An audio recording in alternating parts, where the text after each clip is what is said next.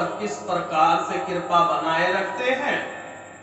कभी भी किसी भी भाव में आए और आपका सदैव कल्याण ही करते हैं। मन में अगर सच्ची भावना होगी तो प्रभु आपको कभी निराश नहीं करेंगे। ध्यान रखना, प्रभु आपको निराश नहीं करेंगे अगर सच्ची भावना आपके दिल में है।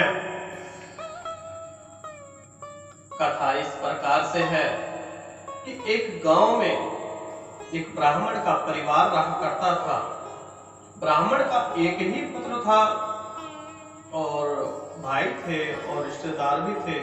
जिस प्रकार से आप लोग जानते ही हैं, गांव में एकत्र परिवार रहता है, उसी प्रकार से उस ब्राह्मण का परिवार एक साथ रहा करता था। हंसी खेल रहे थे, हंसी खुशी उनका जीवन व्यतीत हो रहा था। लेकिन कुछ दिन पश्चात बालक बड़ा हुआ। बालक की आयु 10 से 12 साल की हुई तो बालक जो है और बालकों के साथ में खेलने लगा। खेल में इतना व्यस्त हो गया कि कब 13-14 साल का हो गया पता ही नहीं चला। धीरे धीरे आयु बढ़ने लगी, लेकिन बचपना उस बालक में कूट कूट के भरा हुआ था। आप लोग जानते हैं कि आज से 30-40 साल पहले एक कंचे की गोली हुआ करती थी, जिसे हम लोग बड़े प्यार से खेला करते थे। वह बालक भी उस कंचे की गोली से खेल रहा था। खेलते खेलते उस बालक को शरारत सूझी और एक गोली उसने अपने मुख में छिपा ली। कहने का अर्थ है, एक गोली उसने उठाई और मुंह में छुपा ली कि उसके मित्रों को ना पता चले। लेकिन किसी बात से उसे हंसना पड़ गया। हंसना उसे महंगा पड़ गया। जैसे ही बालक मुस्कुराया, थोड़ा सा ठहाके लगाए, वह कंचे की गोली उसके गले में, कंठ में जाके फंस गई और अपना सांस ऊपर से नीचे और नीचे से ना ऊपर, शरीर में धीरे धीरे ठंडा पड़ गया। घर वाले सब आए, सभी लोग रोने लगे, गाने लगे। वह ब्राह्मण का इकलौता लड़का था। इस वजह से पूरे गांव में शोक की लहर दौड़ पड़ी। जो सुनता वह ब्राह्मण के घर आ जाता और उनके घर शोक गुल में शामिल हो जाता। अब रात्रि का समय हो गया। रात्रि के समय में एक वह शकुनी मामा थे जिसकी वजह से कौरवों का नाश हुआ, और यह एक शकुनी मामा थे जिनकी वजह से इनके कुल का राज चलेगा। कथा इस प्रकार से है कि रात्रि का समय था, सभी सोने के लिए जा रहे थे।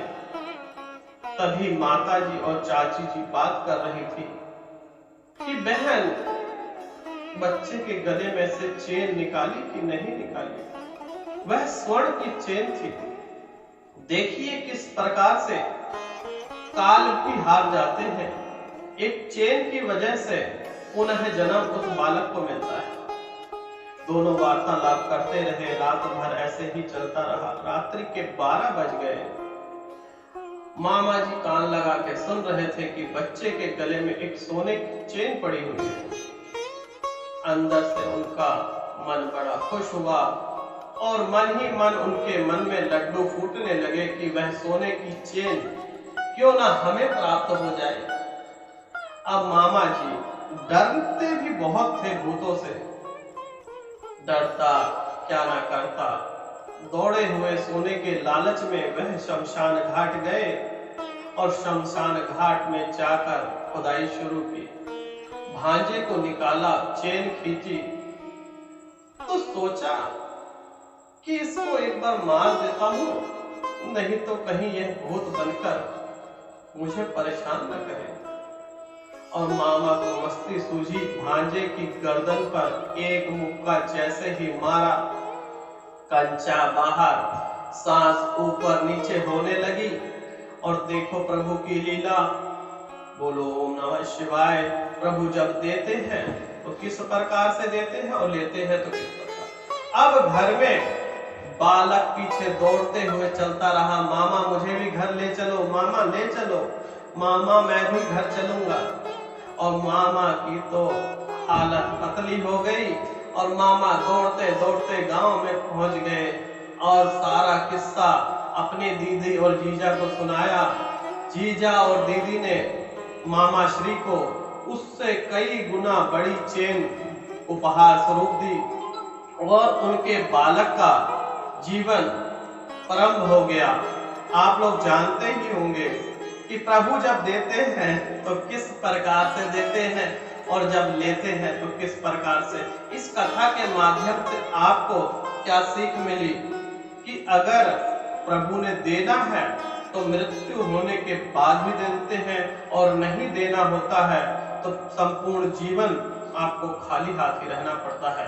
लेकिन अगर जीवन को बदलना है तो प्रभु का स्मरण करेंगे, उनके भाग आपसे जो है कभी भी गलत कार्य होने नहीं देंगे। तो जीवन को बदलना है तो प्रभु का स्मरण कीजिए,